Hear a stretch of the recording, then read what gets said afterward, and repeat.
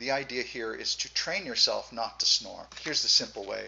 This is surgical tape, same kind of tape that is used in these things, right?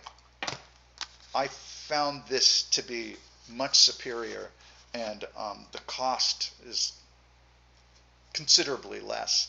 So you just cut a piece of surgical tape and